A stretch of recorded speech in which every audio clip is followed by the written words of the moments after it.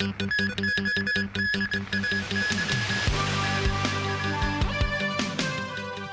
Kong came fourth in the National Games handball competition. Snooker star helps to promote December's Let's-Go election.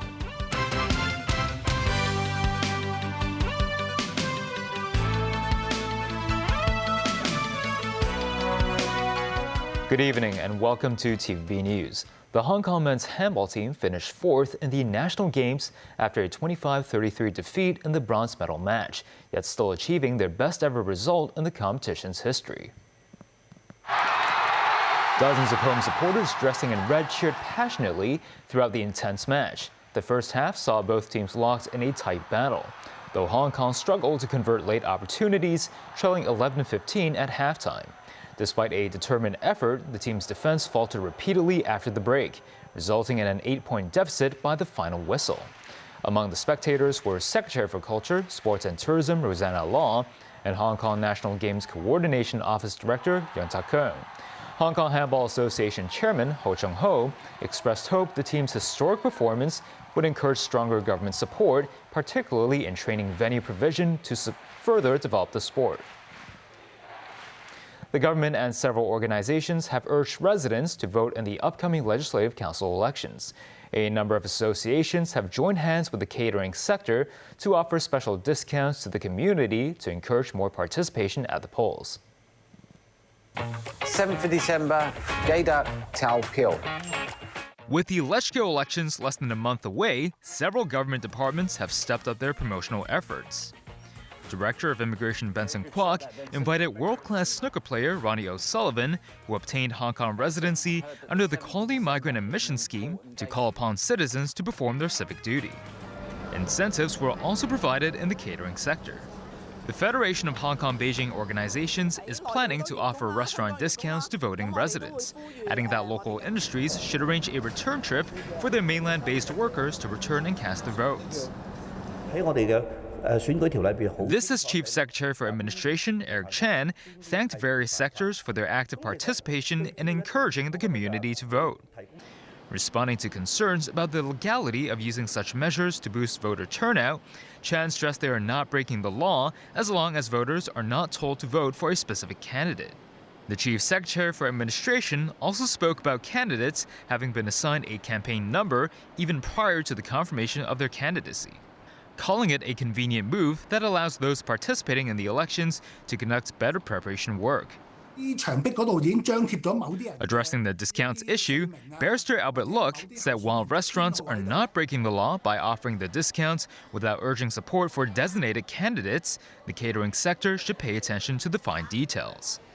He reminded that even if eateries display just the names of specific candidates, a connection can be made between them and the discounts.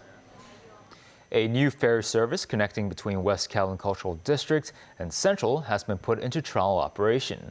Public service will officially commence on Saturday. Mosinai reports. Operated by Fortune Ferry Company Limited, the new ferry service can connect passengers between Central Pier No. 9 and West Kowloon Cultural District in 8 minutes. The service will operate from 8 a.m. to 10 p.m. on weekdays, while the hours will be extended to 11 p.m. on weekends and public holidays. Each adult and pet ticket costs $20, whereas the price for children, senior citizens, and passengers with disabilities is $10. To mark the opening of the new pier, the Cultural District distributed 3,000 free single-journey adult and 500 pet tickets on Monday morning. Some residents are happy about the new travel option. I love the West Kowloon Park, but it's a bit difficult to reach. So then I usually get the bus, but then now I love a ferry. This one is going to be a very short trip. Authorities said the ferry route can benefit the public in different ways. It is not subject to traffic congestion because, as you know, sometimes the Western Harbour crossing could be quite congested. And the second thing is that you can enjoy the beautiful scenery of the harbour front. 8 minutes, you can enjoy the harbour view. Starting from December 1st, the pier will be open for private vessels berthing with advanced online reservation. Momos 9, TVB News. The standby signal number 1 is now in force and is expected to remain in effect until at least noon tomorrow. The observatory will assess the need for number 3 signal or the strong monsoon signal, depending on the intensity of Typhoon Fengwang, as well as its distance from Hong Kong and the northeast monsoon's impact on the tropical cyclone. The occasion broke previous records by making Fengwang the 14th tropical cyclone recorded in the city this year. The typhoon is currently situated around the southeast of Dongsha or Pratas Islands and is expected to move on a north-northwestern trajectory before reaching the north of the South China Sea. The observatory forecasts Fengwang will reach as close as 400 kilometers within the city's territory between tomorrow night and Wednesday morning, before subsequently moving towards Taiwan. China's Ministry of Transport today announced a 1-year suspension of special port fees for U.S.-owned ships. The relief in fees applies to ships owned or operated by U.S. enterprises, organizations, and individuals. The suspension took effect at 1:01 p.m. on Monday. The ministry also announced a 1-year suspension of its probe into how the U.S. Section 301 investigation into mainland trade practices affects the security and development interests of China's shipping industry and related industrial and supply chains. Beijing has also suspended sanctions on U.S.-linked subsidiaries of South Korea's Hanwha Ocean for 1 year. These measures are in line with the consensus reached during the recent China-U.S. economic and trade talks in Kuala Lumpur, Malaysia. And still ahead, Fengwang lashes the Philippines with strong wind and rain. 2 of BBC's most senior executives quit after criticism of Donald Trump's soundbite edit. And a colorful solution to bring history to classrooms.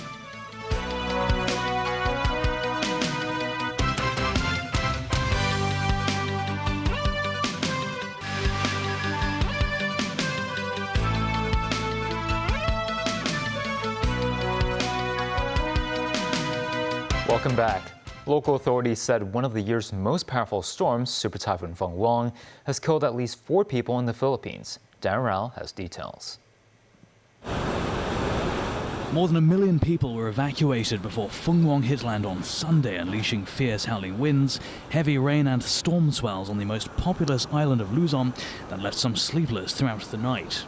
Fengwang was packing winds on Monday, whose speeds had dropped between 130 km per hour and 160 km per hour, but remained a typhoon. Its outer bands could dump rain in coastal areas and trigger storm surges. A mudslide buried a house to kill 2 children in the northern town of Cayapa in the province of Nueva Vizcaya. They followed 2 deaths from drowning and fallen debris. Landslides also isolated at least 4 towns in the province of Aurora where Fengwang made landfall. Still, officials said early indications suggest the tally of dead will be minimal. The storm is the 21st this year in the Philippines, coming after Typhoon Kelmegi killed 224 last week, with 5 dead in Vietnam.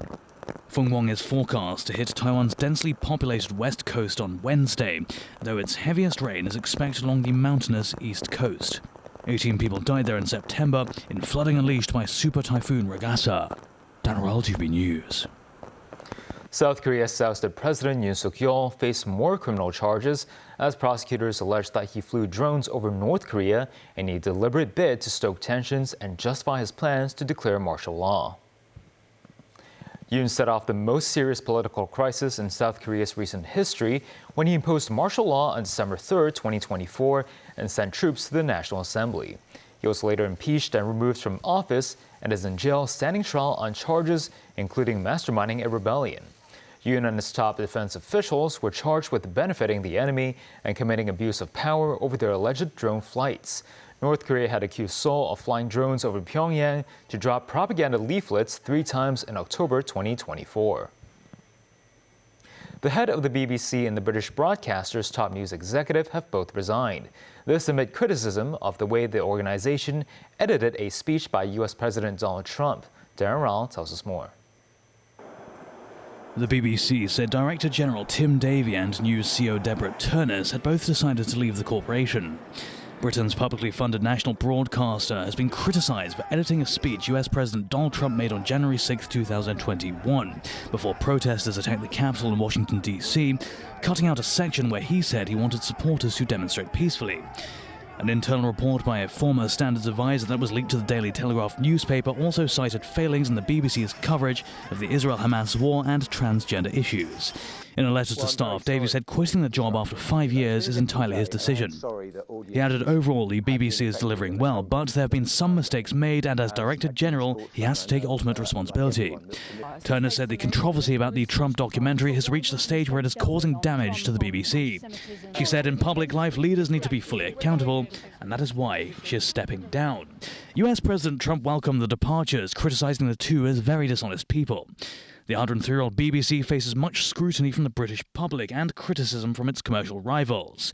This because of its status as a national institution funded through an annual license fee paid by all households that own a television or watch the BBC's streaming content.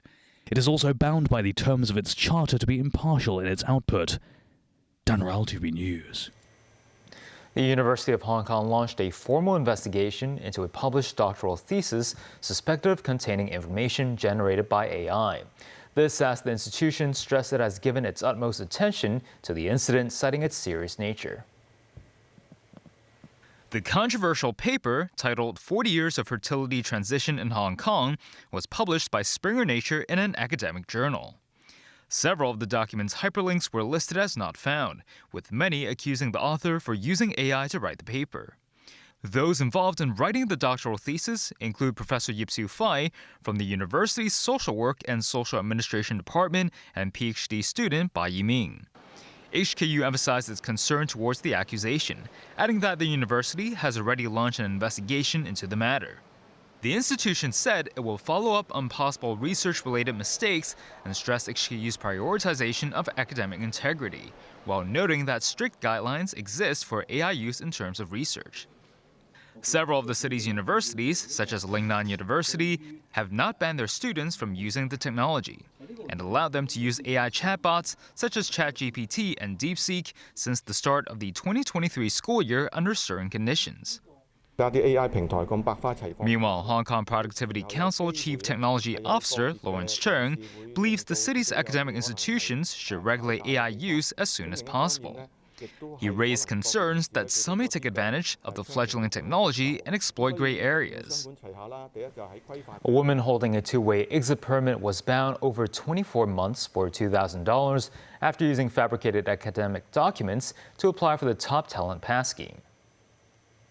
The 32-year-old woman claimed to hold a Bachelor of Business Administration degree from Monash University in Australia when applying for the scheme in 2023. She came to Hong Kong after her application was approved, but the Australian Consulate General later confirmed that discrepancies in her visa records, which were found to belong to another individual. The Greater Bay Area International Artificial Intelligence and Robotics Summit opened today. One first-time mainland exhibitor is planning to tap into the secondary education market through this expo. Sakura Ip has more. Each punch is delivered straight to its target. Boxing is one of the latest techniques acquired by this robot, which previously performed on stage at the renowned Chinese New Year Gala. The cost of these robots, which have advanced calculation capacity, ranges from 200,000 to 500,000 Hong Kong dollars. Its agent in Hong Kong said the brand is aiming at clients with programming ability. The G1 robot has got such a potential for different movement and further development.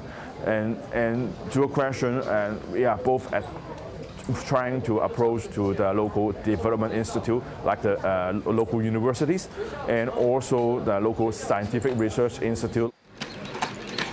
For this robot, scoring a penalty kick is a piece of cake. As a first-time participant at the Hong Kong Expo, the company sees secondary education as a key potential market. The entry barrier is extremely high, so we have some courses ready for students to get started with. For example, we not only sell the hardware, we also sell the courses. When teachers got these courses, we need to train them. We need to make sure those teachers understand the course in a good way. The Hong Kong Productivity Council hosted the Greater Bay Area International Artificial Intelligence and Robotics Summit 2025. As its opening ceremony, the government stressed its commitment to cooperating with neighboring cities. Our country's support for Hong Kong to develop into an international innovation and technology center is reaffirmed in the 15th five-year plan just released.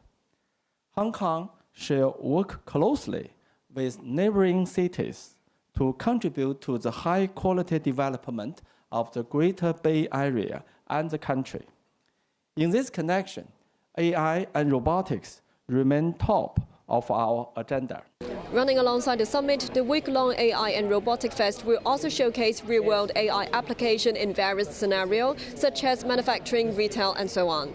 Sakarib, TVB News. The Palace Museum has launched a 4-year program to educate students on Chinese history. Mosinai reports.